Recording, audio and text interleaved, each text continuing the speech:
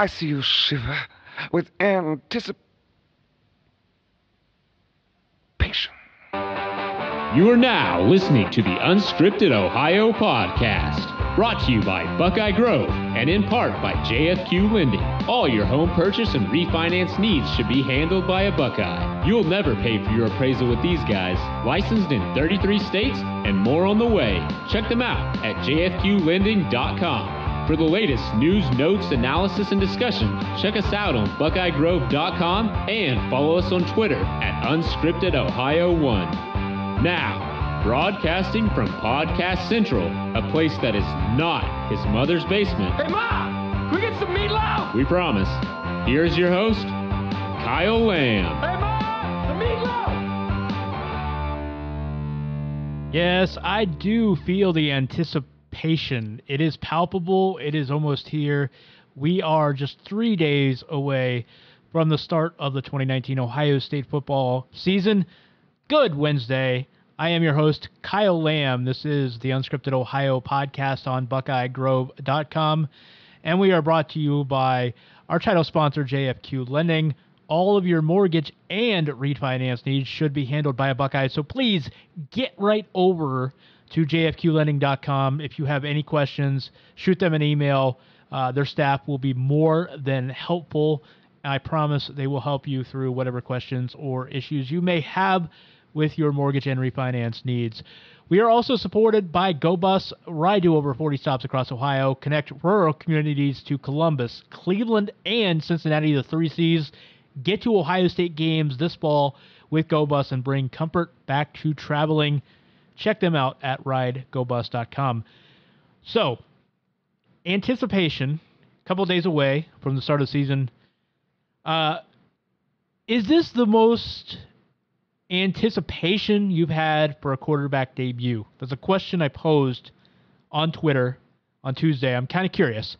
So I gave four different options, 4 different possibilities for the most anticipated debut, and I should qualify and issue a caveat here because I used the 4 Art Schlechter back in 1980, Terrell Pryor's debut back in 2009. I mentioned Dwayne Haskins. That was last year, and then Justin Fields beginning this year. Now, I should also, like I said, I should qualify this. The Haskins debut was not really his debut. He had played before. He had been in the program for 3 years. We saw him in action, of course, in spots in 2017, and in a big spot, actually, towards the end of the year in the Michigan game up in Ann Arbor when J.T. Barrett got hurt and Haskins came into the rescue in the second half. That game, there's a good chance that Ohio State may have lost. It's not necessarily that they couldn't or wouldn't have come back if Barrett had not gotten hurt again.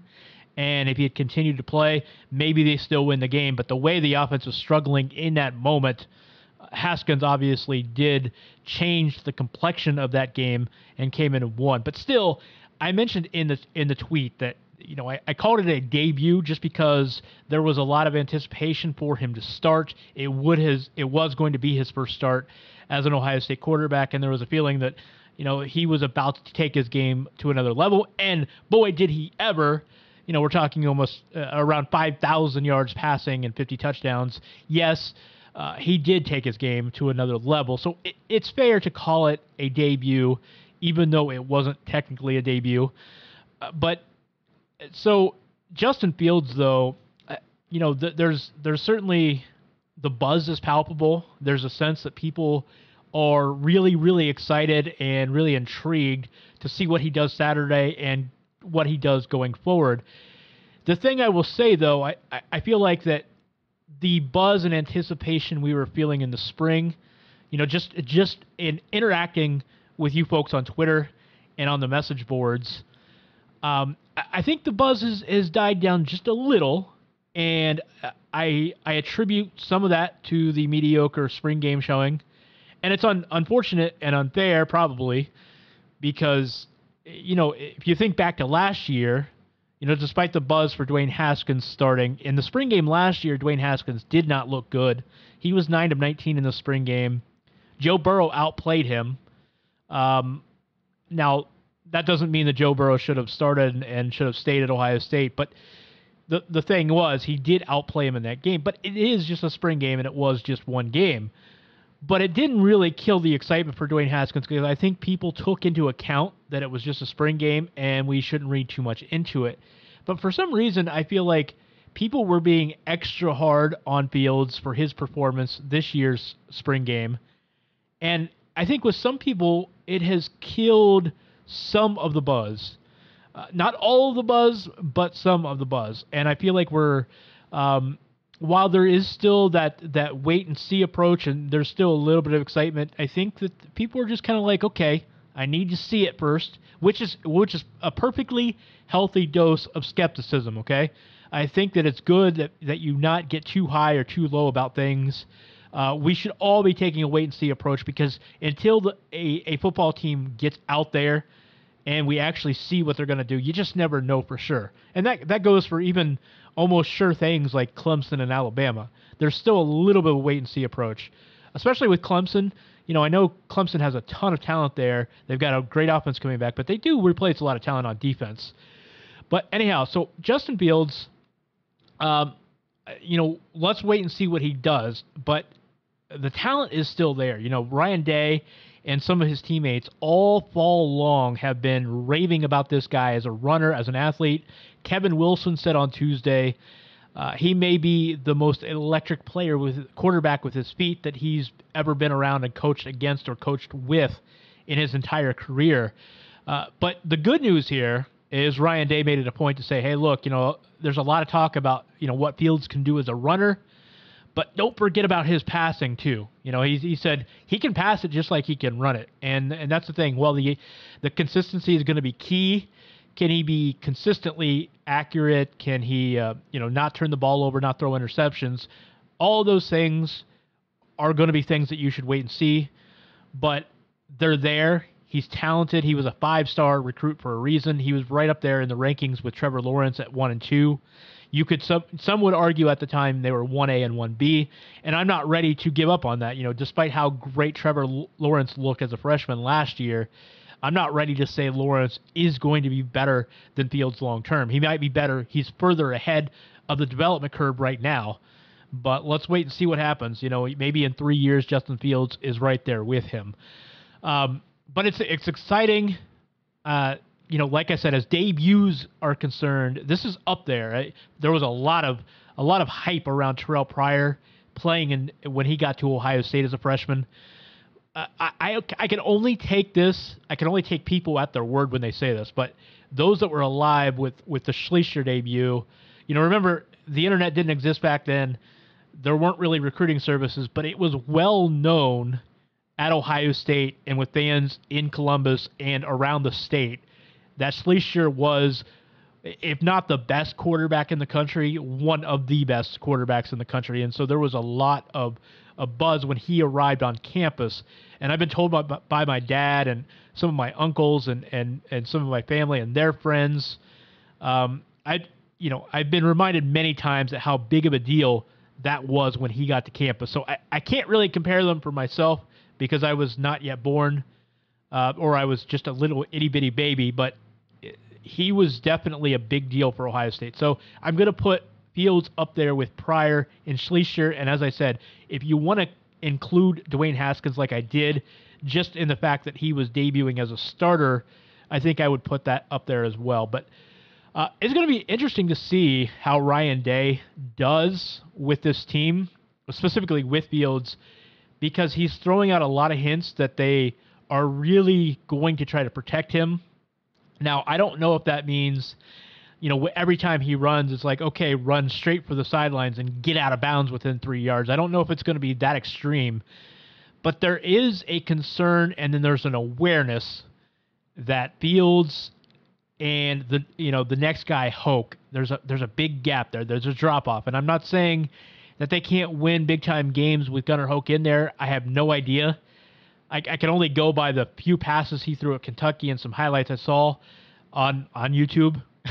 that doesn't make me an expert at quantifying what Gunnar Hoke could do if he is the quarterback at Ohio State. But I will tell you, common sense prevails in that he is not as good as Justin Fields. So they do need to keep Fields healthy. I think there's a danger in trying to be too protective of a guy. If Justin Fields is talented, as we know he is, and we hear all these stories, what he can do with his legs as well as his feet, you got to let him play just a little bit. Okay. You can't go out there and you can't treat him with kid gloves. You got to let him go make plays and win football games. But there's a time to do it. If you're up 2 touchdowns in the second quarter, and it's a meaningless, I don't want to say meaningless, but it's a relatively small leverage second down situation, 2nd and 11, and you're scrambling, there's pressure.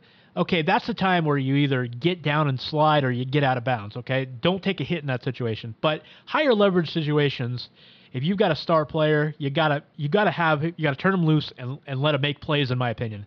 I don't like to treat a guy too overprotective, and that's when you get him hurt, is when you're trying to be too protective. So I want to see what Fields can do, and they have to be cognizant of the lack of depth and a lack of big-time backup quarterback that can fill in.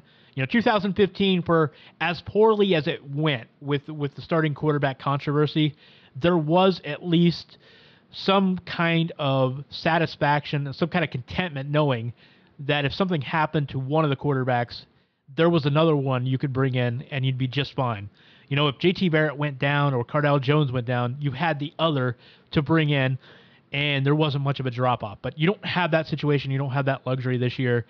So we'll see what happens. We'll see how Ryan Day treats it. Will be a lot of fun, as I said. Very, very anxious not only to see Ohio State start this season, but also Justin Fields specifically. How will he do this season as the Ohio State starting quarterback? We know he will have at least 2 years as a starting quarterback, barring any kind of injury, of course, because he cannot jump to the NFL until after next season. So we know we're going to see him out there for at least 2 if all goes as planned. All right, so I want to switch, on the show on Monday, this being our second show of the week. We've got another show on Friday. By the way, so a couple reminders there, a couple network reminders. We've got the Scarlet and Gray podcast coming back again tomorrow for their second show of the week. They will be every Tuesday and Thursday here on the Unscripted Ohio Network. We also had the debut of the Gridiron Game Time podcast, college football with Shane Larson. I really hope you'll give him a listen. He's really excited and pumped about this. I'm really excited. I'm really pumped about this. I think you're enjoy listening to him. He's really good at what he does. He's been running his own podcast for several years, and the guy, is a very, very entertaining listen. So hope you'll give him a chance on the Gridiron Game Time podcast tomorrow. So the way it's going to work is we'll upload the Scarlet and Gray podcast in the mornings, and then his podcast, the college football podcast, will come later in the afternoon. So 2 for the price of 1 on Thursdays. Next Tuesday, we've got the Dog Days podcast coming around with Chris Drew. So if you are a Browns fan, you'll have a weekly Browns podcast here on the network to listen to as well. That's going to follow the same format. Scarlet and Gray will run Tuesday mornings. Dog Days will come Tuesday afternoons. So very excited about all of that. Later this week, I'm going to have Kevin Noon, publisher of Buckeye Grove, as well as Ross Fulton, analyst of Buckeye Grove. We're going to chat about the upcoming game this week, and also we're going to preview the season as a whole.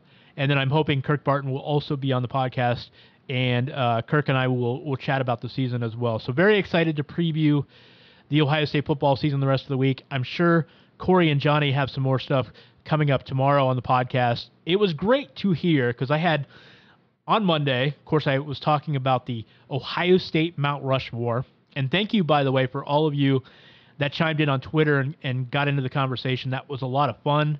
There was a lot of nostalgia there. It was great to talk about some of the old Buckeyes. And Johnny and Corey went on the podcast yesterday on Scarlet and Gray, and of course, they also continued the conversation, gave their own picks, and discussed it some more. And Johnny Bullitt, my man, went above and beyond and trolled Corey hardcore. I got to thank Johnny for that. I was really excited. I put him up to this. Corey was going bat-esque crazy this week over people that were putting Craig Krenzel on their own Buckeye Mount Rushmores. Craig, for all of us, we are fans, but Corey is a hater. Don't hold it against us. We respect you. We think you're a great guy. Corey apparently just thinks that you're crappy, and he would sooner send you to the pound and put you down. But no, in all seriousness, so there were some people putting Krenzel on the Mount Rushmore, Buckeye route Mount Rushmore, replying on Twitter to that conversation, and Corey was not a fan. So I saw an opportunity, and I took advantage of it. I had Johnny put Krenzel on his own personal Mount Rushmore list, and I just sat back and listened to the hilarity as it ensued, and I was not disappointed. Johnny, I should give him an Oscar for that performance. He sold it really well. He convinced Corey that he really wanted Krenzel on his list because Krenzel, quote, is a winner, and he just emphasized that point over and over and over again. So Johnny Bullitt, you are my man. I commend you. If you ever decide to go to acting school, we will use this in support of your talents. But another subject I did want to get into, kind of taking the Buckeye Mount Rushmore to another step, is, I've been throwing out a bunch of tweets, and in addition to the anticipation tweet, which quarterback debut are you most anticipating? I also threw another one out, best linebacker of all time, and I thought this was interesting. I threw out 3 names because Twitter would only allow 4 options, and the 4th option I wanted to allow for an other selection because I want people to be able to list their own personal additions and subtractions that I cannot get to because of limited space on Twitter. The 3 selections that I put for best linebacker of all time, I didn't go necessarily personal choice, but I went with the 3 guys I thought would get the most votes. I left off guys like Randy Gradishar and Tom Cousineau from the 70s because, let's face it, there are probably fewer than 10% of you on Twitter that follow me are going to remember watching those guys play. Maybe I'm underestimating that percentage just a little bit, but I'm guessing it's around 1 in 10 or a little less. And Gradishar, by all accounts, from the way my dad talks and the way a lot of other people I know that watch him play, he may well be the best linebacker of all time at Ohio State. But because I didn't see it and because so few of you saw him, I didn't feel comfortable putting him on a list. I didn't think he would get enough votes to warrant his inclusion. So I went with Chris Spielman, Andy Katzenmoyer, and James Laurinaitis. I chose Laurinaitis over A.J. Hawk. I was going back and forth on those two, but I thought Laurinaitis might get more votes. I'm not sure if that's the case or not, but that was just going on a hunch. Spielman, everybody knows. We don't have to spend a lot of time talking about him. I think it's pretty clear Spielman is probably the most notable linebacker of all time at Ohio State, and there's a good bet that he's the best. He had over 500 career tackles in 3 seasons, which is just insane.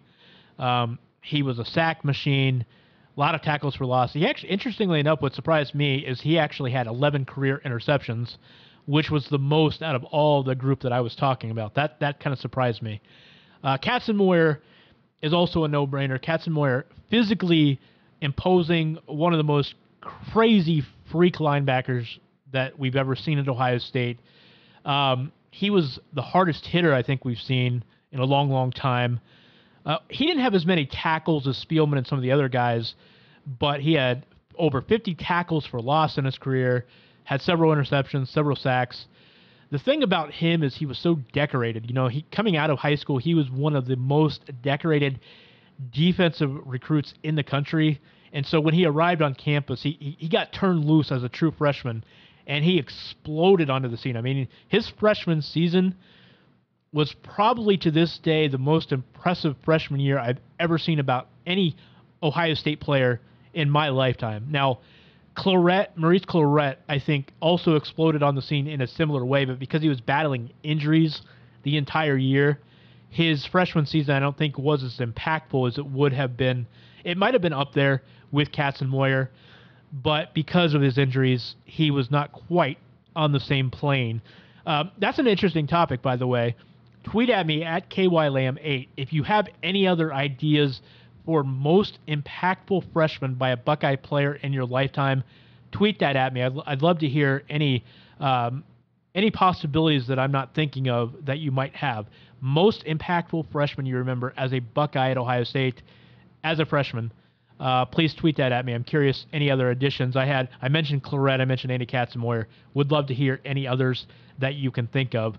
But going back to the linebacker, so Katzenmoyer was very, very decorated, freak athlete. I put Laurinaitis on there for this reason. Laurinaitis is only the third 3-time consensus All-American in Ohio State history. To me, that's a big deal. I'm not saying that makes him necessarily better than A.J. Hawk, but I think it certainly warranted his inclusion on the list because of being 3-time All-American. The only other two were Wes Fessler and Chick Harley, and we're talking over 80 years since those guys were consensus 3-time All-Americans. Spielman, by the way, 2-time. A.J. Hawk, also a 2-time consensus All-American. Andy Katzenmoyer was a 1-time consensus All-American. All 4 of those guys, Laurinaitis included, were 3-time All-Big Ten selections. I will tell you, Laurinaitis, by the way, a 2-time Defensive Player of the Year in the Big Ten, whereas A.J. Hawk won it 1 time. Now, for me, this is actually, I think, a very close comparison between Laurinaitis and Hawk. Hawk had, about 15 more tackles overall. He did have 15 more tackles for loss. They were pretty close in sacks. Laurinaitis had more interceptions and forced fumbles. So I think that some of you replied with A.J. Hawk being the best linebacker. Others said, well, Hawk was much better than Laurinaitis. I'm going to disagree with that. I think that there is actually a debate to be had there. I would take Hawk in a close race, but I think the two of them are very, very comparable. And, I was thinking about this. I kind of liken James Laurinaitis to being kind of the rebound girl or the rebound, date, right? The rebound person. Because when you break up with a boyfriend or girlfriend, you have a little hangover, you have a little lapse where you're just like constantly, whoever you're dating next, whoever you're seeing, you're constantly looking for flaws. You're comparing them to the person that you were just with. And I feel like with Ohio State fans, there's a little bit of that going on with James Laurinaitis when it comes to A.J. Hawk. And that's not to say that A.J. Hawk wasn't absolutely awesome, but A.J. Hawk comes in, he takes Buckeye Nation by storm. He's this great linebacker, goes off to the NFL, first-round pick. He was a monster. I feel like James Laurinaitis was the rebound guy, the rebound girl. And, people just, no matter how good Laurinaitis was when he was at Ohio State, that you were just never going to be able to see him be on the same level as A.J. Hawk, even if he was. And maybe you don't think he was. I will say this. I think at his best, A.J. Hawk is more talented. But what I loved about Laurinaitis is he did everything well. He was Mr. Consistent, okay? He was a sure tackler. He was always in the right spots. He wasn't the biggest. He wasn't the fastest. He wasn't the strongest. But he just did everything well. He read the ball well in pass coverage. He got interceptions. He forced fumbles. He got sacks. I love James Laurinaitis because I thought he was one of the most consistent players Ohio State has ever seen on the defensive side of the ball. And like I said, at his best, maybe he's not as good as A.J. Hawk, but I think he was every bit as consistent and did everything well and everything that they asked him to do. And so I feel like Laurinaitis is the rebound guy. He's the person that the girl can't, they're dating next, but they can't get past the X because they're trying to compare. And I think that that's what happened with Laurinaitis. I'm willing to agree with those of you that say Hawk is a little bit better, but I think it's a lot closer than some of you are giving credit for. Go to my Twitter account and in this thread asking for the best linebacker of all time, I want you to take a look at the stats that I posted. The tackles for loss, there's a pretty big difference, but everything else is neck and neck between Laurinaitis and Hawk. Not saying he's better, but he is a 3-time consensus All-American, 2-time Defensive Player of the Year in the Big Ten. I think that right there puts him in the conversation with A.J. Hawk. But I tell you what, There are so many guys that I didn't name, as I said, Gradishar, Cousineau, some of you mentioned Ryan Shazier, Bobby Carpenter, Marcus Merrick, Pepper Johnson. There have been so many great linebackers in Ohio State history. This one was really a tough one and an interesting discussion. I'm going to do this more, by the way, the next couple days on Twitter. Stay tuned. I'm going to throw out some more polls, and we'll have some more conversations as we build up towards the debut. The season opener, Ohio State, Florida Atlantic, noon on Fox. As I said, I'm very, very excited, by the way, about the Fox coverage. I think Urban Meyer brings a lot. I think Reggie Bush brings a lot. That's going to be a fun panel to listen to the rest of the year. So Ohio State, 27.5-point favorites, playing FAU on Saturday, noon on Fox. I'm very, very excited. So that's going to wrap it up for the show today. But as I said, we got a busy week ahead. Tomorrow, Scarlet and Gray podcast. Johnny and Corey, I'm sure, will get you ready for the Ohio State season opener against FAU. We've got the debut of the Gridiron Game Time. Shane Larson will talk some college football and recap the Miami-Florida travesty that was last week and preview all the big games here coming up in week 1 of the 2019 college football season. So Scarlet and Gray podcast and the Gridiron Game Time coming Thursday. A double dip. Should be a lot of fun. I'll be back on Friday as we preview the season opener. And before next Tuesday, I'll have Chris Drew. That's either going to be Friday or Monday. Chris Drew will be along. We'll talk some Buckeyes too, but he's going to get you primed and ready for the start of the Brown season. And we'll talk about his podcast, the Dog Days podcast, coming up next Tuesday for its debut. So I'm very excited. Give me a listen. Follow me on Twitter at KYLam8. Make sure you go to BuckeyeGrove.com every Monday, Wednesday, and Friday for the Unscripted Ohio podcast. Please find and follow us by searching for Unscripted Ohio on your platform of choice. We are on SoundCloud, iTunes, Google Play, Spotify, and Stitcher. That's going to do it for me. I'll be back at you Friday. Have a great weekend, everybody. Go Bucks.